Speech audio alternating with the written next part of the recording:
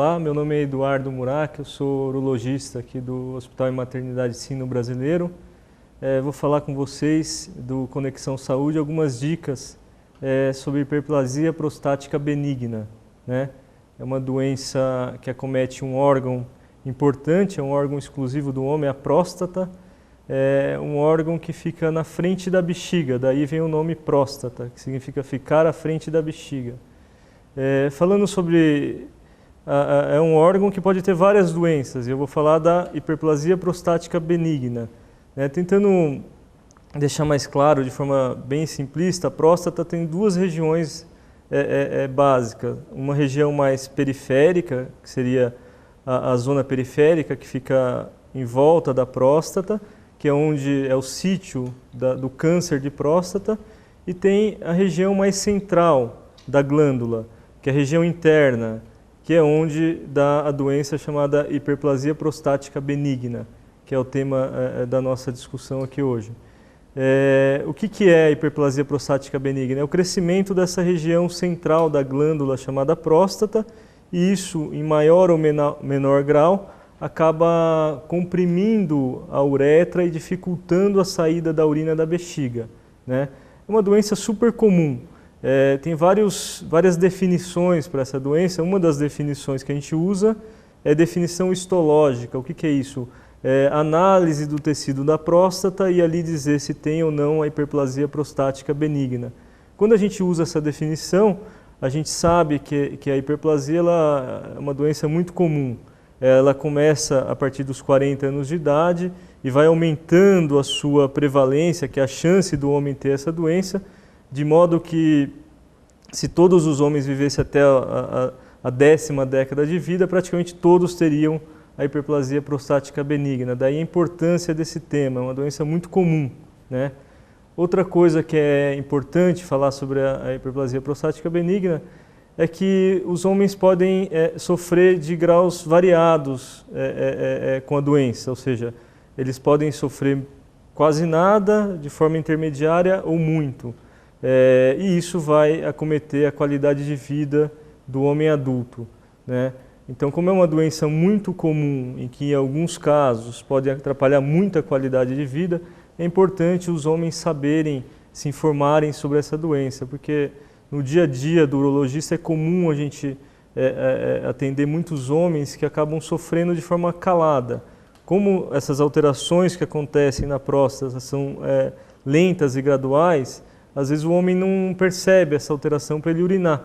E ele acaba meio que se adaptando a urinar de forma ruim, então ele sofre de forma calada, né? É comum o homem chegar numa consulta, aliás é super comum, quem marca a consulta do homem ou é a mulher, a esposa, ou é uma filha, ou alguma parente do sexo feminino, dando a importância maior à saúde do que o homem propriamente dito.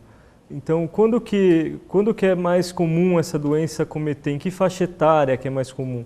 Por volta dos 40 anos que o homem começa a sofrer mais da hiperplasia prostática benigna. Ela pode acometer até 30%, 40% da população a partir dos 40 anos de idade, né? E quais são esses sintomas? Os sintomas eles podem ser de grau leve, moderado ou grave. É muito variável, né?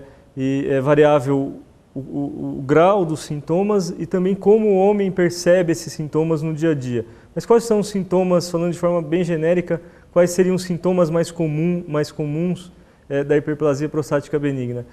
Geralmente os sintomas começam com uma queixa de o jato fraco. O que é isso? O homem tem dificuldade para esvaziar a bexiga, o jato da urina não é tão forte.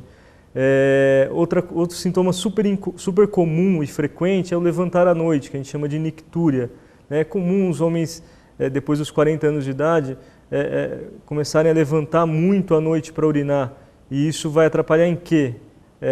Atrapalha a qualidade do sono do homem.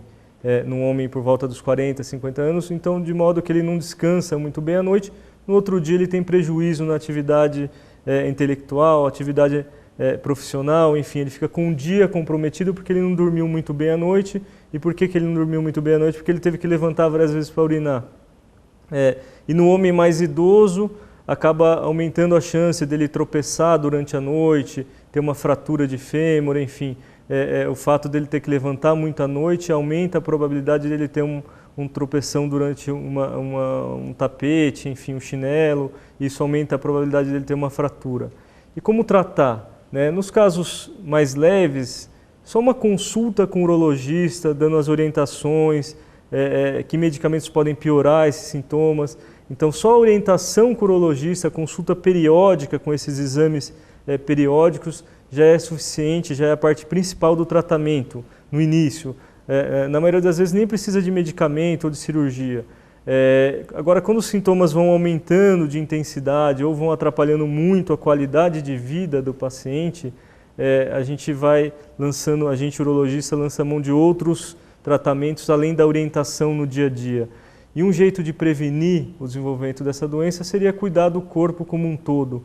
Então, a prática de exercício, evitar o excesso de peso, uma dieta saudável, tudo isso evita a inflamação local na próstata, o que evitaria a proliferação, o aumento dessa próstata e, por consequente, o acometimento do ato de urinar no sexo masculino.